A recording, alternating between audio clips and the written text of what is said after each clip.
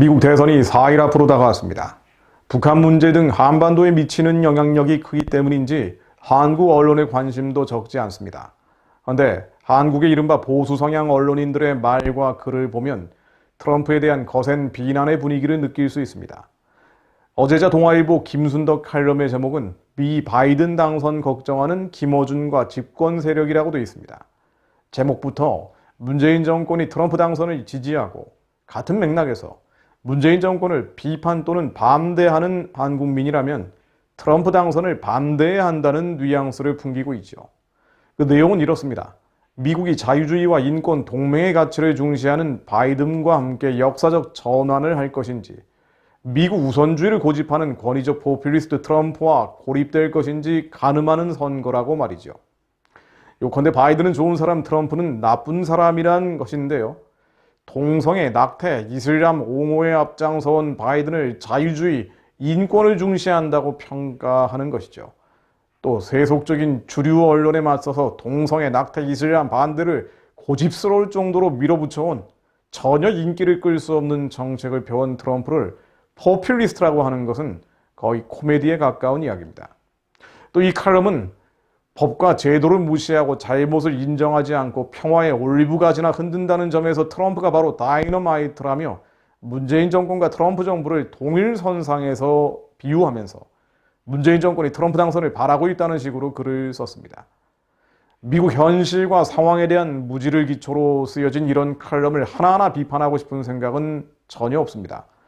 다만 이 칼럼을 쓴 기자뿐 아니라 내노라 하는 보수 우파 언론인들도 바이든 당선이 한국에 도움이 될 것이라는 식으로 주장을 한다는 점에서 한번 지적을 해볼 필요는 있습니다. 이러다 보니 보수 성향 기독교인들도 혼돈을 겪는 경우가 많죠. 대체로 이분들의 반 트럼프 논리 요지는 이렇습니다. 첫 번째, 트럼프가 김정은과 여러 차례 만났다는 것이죠. 실제로 미북 회담이 2번 있었고요. 친서 교환은 최소 28번 있었다고 합니다. 두 번째, 주한미군 철수 발언 등 한미동맹을 우습게 여기고 있다는 것입니다. 사실 나라 걱정하시는 경건한 기독교인들도 이 두 가지 부분에 대해서 난감해합니다. 동성애 낙태 반대와 친이스라엘 반이슬람 정책 등 성경적 가치 실현의 행보를 뚜렷이 해온 트럼프에 대해서 우호적이었다가도 한반도 문제를 보면은 돈밖에 모르고 노벨상에 집착하는 사람처럼 여겨지기 때문입니다. 그러나 적어도 지식인, 언론인이라고 하는 이들조차 그런 주장을 하는 것을 보면 영적인 분별이 정말 중요하구나라는 것을 깨닫게 됩니다. 우선 북한 문제입니다. 트럼프와 김정은 만남도 있었고 또 종전선언, 평화협정 등 거창한 말들이 오간 것도 사실입니다. 물론 전제 조건, 북한의 핵무기 폐기라는 것이 있었지만 말이죠. 또 김정은을 사랑한다는 등 황당한 말들도 했었습니다. 그러나 중요한 포인트는 말과 실제 행동이 달랐다는 것이죠. 즉 김정은과 대화하는 모양새는 취하면서 대북 제재, 압박, 봉쇄의 고삐를 당겼습니다.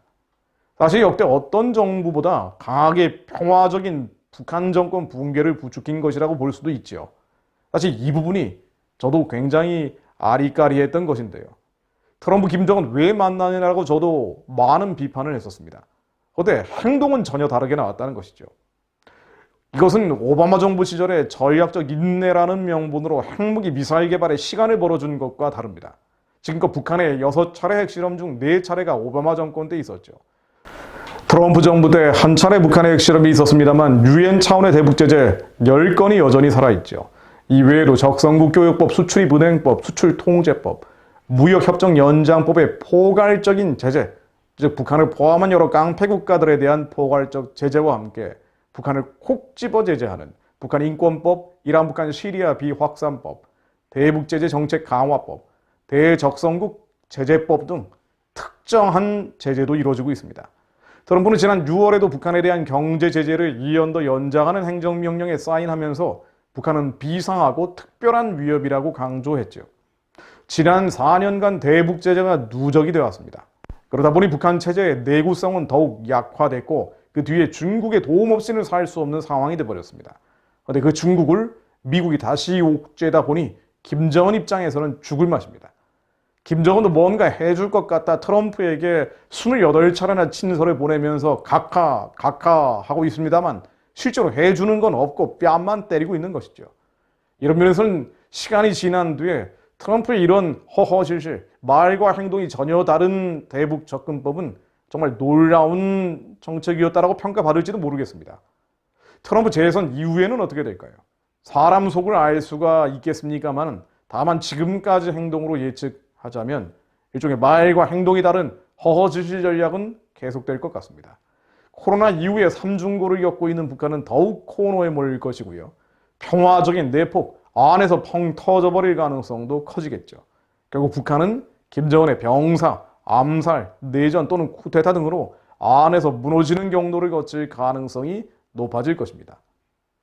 두 번째로 트럼프가 주한미군 철수 발언을 하는 등 한미동맹 해체를 하고 있다는 주장, 사실 무식한 얘기죠. 친중 반미로 기우는 문재인 정권의 작용에 대한 반작용의 결과이기 때문입니다. 오히려 주한미군 철수와 한미동맹 해체의 다른 표현인 종전선언 평화협정에 대한 남한 정권의 집요한 요구를 트럼프가 거부해왔죠. 트럼프가 한미 관계를 돈, 즉 실리로만 본다고 하지만 한국이 의리를 버리니 남는 건 실리밖에 없지 않습니까? 어쩌면 당연한 반응입니다. 예를 들어 볼까요? 미국의 의회 통계를 보면 2006년에서 2020년 7월 1일까지 미국 병사 27,645명이 사망했다고 나옵니다. 정말 많은 병사들이 죽었죠. 미국은 항상 전쟁하고 있는 나라라는 말이 맞습니다. 그 중에 4,418명이 아프가니스탄, 이라크 등에서 사망했습니다. 테러와의 전쟁에서 이슬람과 싸우면서 이런 희생을 치르고 있다는 것이죠. 그런데 동맹이라는 한국은 어떻습니까? 전투병 보내지도 않죠. 중국이라는 거악을 함께 대처하자고 하는데도 빠져나가기 바쁩니다. 심지어 한국의 대통령은 중국몽에 함께 하겠다고 거듭 강조하고 트럼프가 제안한 인도태평양 지역 안보 어떻게 했습니까? 그 자리에서 거부했죠. 트럼프는 도대체 이런 나라에 왜 미군을 둬야 하냐는 것입니다. 더 웃기는 것은 문재인 정권의 친중 스탠스에 대한 결과로 빚어진 이런 반응을 보수 우파라는 사람들이 문재인 정권보다 더 비난한다는 것입니다. 지금 나오는 방위비 분담금 논란도 그렇습니다. 매년 미국에 9천억 원가량의 돈을 주고 있었는데요. 트럼프가 1조 6천억 원으로 올렸다면서 좌파는 물론 우파란 이들도 욕을 합니다. 그런 성명까지 냅니다. 그러나 방위비 분담금 문제 뒤에는 중국이 있습니다. 미국의 대전략이 있다는 걸 이해하지 못하기 때문이죠. 트럼프 정부가 2019년 6월 공개한 인도태평양 전략보고서, 2020년 5월 공개한 대중국 전략보고서, 2020년 9월 1일 공개한 대중국 군사력 평가 연례 보고서, 연속적으로 나오는 보고서는 물론 상하원의 거듭된 중국에 대한 조사 발표를 통해서 미국은 결론을 내렸죠. 중국을 억제해야 된다. 힘으로 눌러야 한다. 그렇지 않으면 그들의 폭력적 전체주의가 전 세계로 번져갈 것이다. 이건 좌파, 우파, 프리메이슨 복음주의자 여부와 무관한 미국의 컨센서스입니다. 합의입니다. 마치 미국이 프리메이슨 복음주의자 모두 동의해서 건국된 것처럼 말이죠. 이런 컨센서스에 따라서 중국을 막아야 하는데 그 장소를 인도태평양 지역이라고 보는 것입니다. 바로 한반도가 있는 곳이죠. 그러니 중국은 물론 중국의 사냥개인 북한이 장난을 칠 때마다 미국은 훈련의 횟수와 강도를 늘릴 수밖에 없습니다. 또 그에 따른 비용이 필요한 것이죠. 그래서 방위비 분담금이 올라갑니다. 그런데 문재인 정권은 슬금슬금 반미 감정 부추기고 보수 우파 언론인도 여기 놀아납니다. 언론인이라는 직업 자체가 영적인 통찰을 하거나 심층적 자료를 보는 일이 아닙니다. 그래서 저도 기자 출신이지만 기자라는 직함 제일 싫어합니다. 고작 뉴욕타임즈 같은 미국 주류 언론이 만들어낸 피상적 기사를 보는 게 다죠. 또 그걸 대단한 지식인 양 붙잡고 있습니다. 그러니 얕은 생각을 하게 되고 바이든 해리스가 당선되면 주한미군 철수를 안 하고 한미동맹을 강화해서 좋은 세상이 온다는 식으로 말합니다. 얼마나 어이없는 일입니까? 미국의 동성애 낙태에 음란이 번지고 교회가 해체되기 시작할 것이고 유럽을 따라갈 것이고 그 쓰나미가 남한까지 몰려올 텐데 말입니다. 통일부 장관 이인영은 23일 국회에서 이렇게 얘기했습니다. 바이든 당선 시 한국 입장을 대북정책 판단의 근거로 삼을 것이라고 말이죠. 바이든이 소위 한미동맹을 강조한다는 것도 문재인 정권의 입장을 수용할 것이라는 기대감을 비춰준 것입니다. 실제로 그렇습니다. 문 정권 입장을 수용하겠죠. 바이든이 집권을 한다면 북한에 대한 제재의 고삐를 느슨히 하면서 한국의 대북 퍼주기, 퍼붓기를 용인해 갈 겁니다. 트럼프하고는 다른 정책을 피려고 하지 않겠습니까? 종전선언 평화협정을 이제는 말이 아니라 행동으로 보여줄지도 모르죠. 북한에 핵무기 개량에 시간을 주고 돈줄도 열어주는 것입니다. 그리고 그 다음은요. 99% 완성 단계라는 미국까지 날아가는 대륙간 탄도미사일 ICBM이 이제 100% 완성돼서 등장할 겁니다. 그리고 그 다음은요. 그 다음은 어떻게 됩니까? 미국의 안전을 위해서 북한에 대한 폭격을 감행할지도 모르죠. 해외 전쟁은 사실 민주당 집권 시에 더 많이 했습니다. 그러나 한국은 어떻게 됩니까? 미중 갈등 구도에서 이것은 한반도 전쟁으로 확전될 가능성이 매우 높습니다. 중국도 손벌 겸 해서 그 무대를 한반도로 잡는 거죠. 이런 시나리오는 사실 CFR, 외교관계협의회 등 미국 내 이른바 프리메이슨 단체들이 아름아름 드러내는 속내입니다. CFR 보고서에 틈틈이 나오는 내용들이 바로 이런 무시무시한 이야기들이죠. 일단 대화하자. 그렇게 시간과 자금을 북한에 흘려 들어가게 한 뒤에 미국까지 날아가는 ICBM이 완성되면 그때는 폭격한다. 또 그것이 군수산업체들과 연결된 그들의 이익과도 합치됩니다. 그러나 한국은 전쟁 또는 전쟁에 준하는 민족적 심판을 겪어야 합니다. 영적인 차원에서 보면 어떤 면에서 명료합니다. 낙태 동성애를 비롯한 세속적 인본주의, 하나님이 가증히 여기는 타락이 미국을 휩쓸고 또 그 어둠이 한국까지 밀려와 그 결과 빚어질 민족 전체에 대한 심판입니다.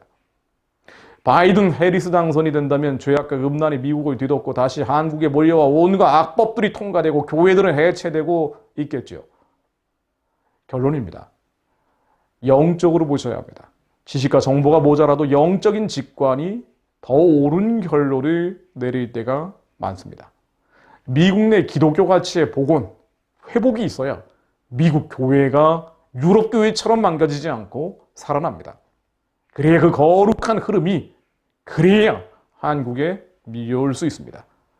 무지에 기초한 단편적 정보로 고집스럽게 선동을 하거나 부안해동하지 말고 하나님을 두려워하는 미국 대통령이 선출될 수 있도록 기도해야 합니다. 또 그 거룩한 회복이 미국을 넘어 한국까지 밀려올 수 있도록 기도해야 합니다. 특히 교포교회의 사명이 너무나 큽니다. 미국 교회들이 기도 안 해도 교포교회들이 마치 미랄처럼 미국을 위해 기도해야 합니다. 오바마 케어 줄어든다고 바이든 당선을 위해 기도하지 마시고요. 하나님을 두려워하는 우리 미국 대통령 지도부를 구성할 수 있도록 기도하셔야 합니다. 또 우리는 특정해서 지지하고 반대하실 필요도 없습니다. 하나님을 두려워하지 않는 가증히 여기는 일들, 동성애, 낙태, 음란을 퍼뜨리는 가증한 일들을 하는 이들은 11월 3일 미국 대선 과정에서 예수 그리스도 이름으로 무너지라고 기도해야 합니다. 마태복음 6장 9절 말씀으로 마무리합니다. 그러므로 너희는 이렇게 기도하라. 하늘에 계신 우리 아버지의 이름이 거룩히 여김을 받으시오며 나라가 임하옵시며 뜻이 하늘에서 이루어진 것 같이 땅에서도 이루어지이다. 아버지의 뜻이 하늘에서 이루어진 것 같이 땅에서도, 땅으로 만들어진 우리 육신 안에서도, 우리 자녀와 가정 안에서도, 이 나라와 민족과 열방 가운데도 이루어지게 하옵소서. 미국의 대통령 선거 과정에도 아버지의 뜻이 이루어지게 하옵소서. 예수 그리스도 이름으로 기도했습니다.